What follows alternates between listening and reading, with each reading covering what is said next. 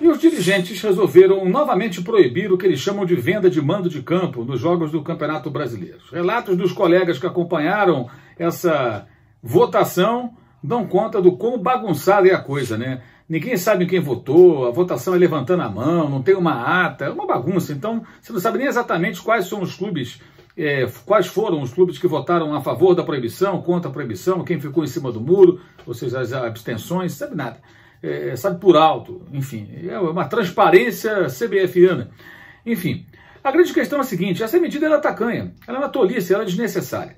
Antes que você ache que eu estou aqui defendendo a manutenção do que eu não chamo de venda, mas sim de inversão de mando de campo, o que é muito pior do ponto de vista técnico, é só respeitar o regulamento do Campeonato Brasileiro, gente.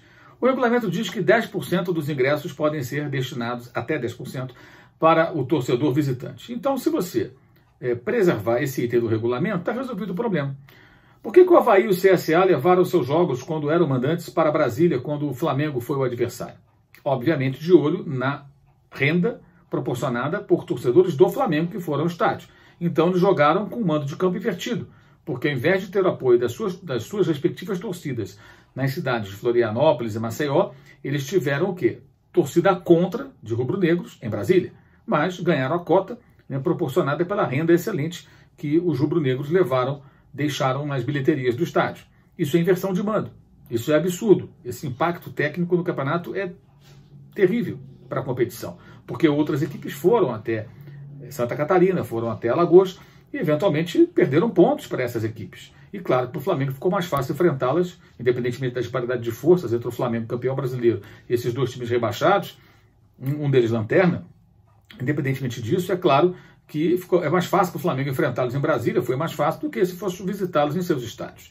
Então isso é um impacto técnico que não deveria acontecer. Temos outros exemplos. O Vasco, por exemplo, mandou agora o jogo do ano passado contra o Corinthians em Manaus. Então você tinha ali até uma maioria, pelo que vi na época, né, pelo que observei pela televisão, uma maioria de vascaínos, mas muitos corintianos, em proporção muito maior do que se fosse o jogo do Rio de Janeiro. E claro, para o Corinthians era mais fácil, tirando a logística da viagem, que é ruim para os dois, mas no efeito campo, mando de campo, é muito mais interessante jogar contra o Vasco em Manaus do que em São Januário. Pergunte a qualquer equipe, você quer jogar contra o Vasco em Manaus ou São Januário? É claro que São Januário é mais difícil, né? Tivemos jogo do Botafogo contra o Palmeiras em Brasília, com maioria de torcedores do Palmeiras também, agora recentemente, nos últimos anos.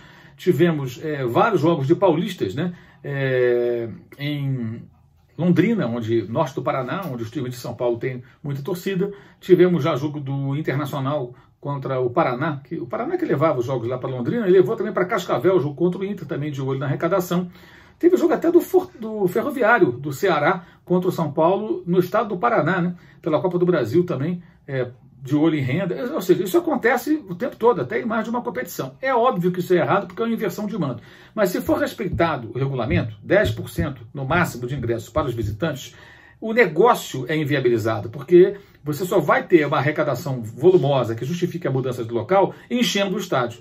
Se você só puder vender 10% de ingressos para torcedores do Flamengo em Brasília, 6.500 mais ou menos, um pouco mais do que isso, não vai valer a pena para o organizador levar essa partida para a capital federal. Então, morre no nascedouro a ideia. Aí alguém pode dizer, mas como é que você vai controlar que os torcedores do time visitante, no caso o Flamengo, para ficar no mesmo exemplo, vai ter certeza de que eles não vão ocupar os espaços destinados aos torcedores do time mandante, um Avaí, um CSA, o que fosse.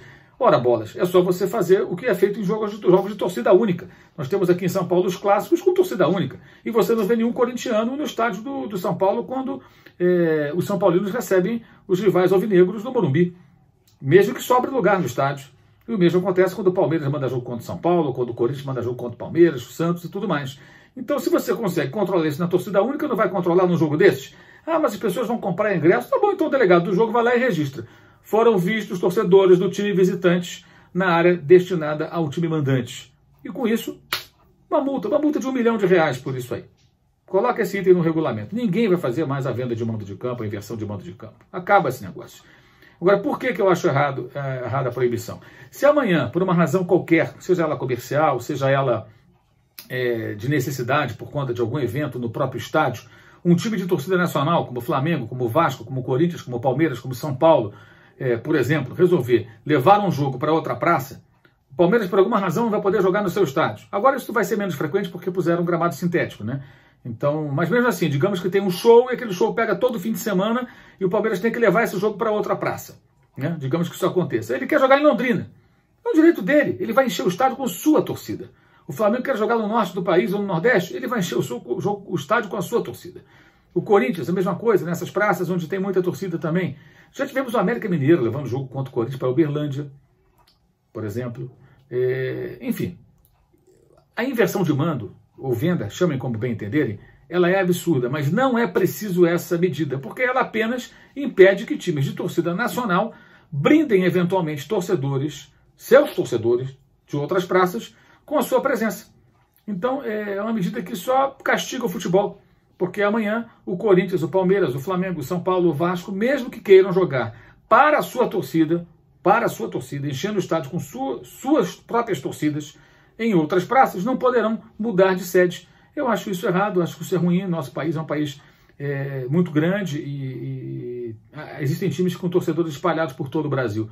Então seria muito mais razoável que fosse apenas respeitado o regulamento. Não precisaria essa proibição, que aliás já caiu esse ano, resolveram colocá-la em prática, talvez até por conta de um domínio rubro-negro aí e tudo mais, né? Essa medida pode ser até motivada por isso, sabe-se lá por quê.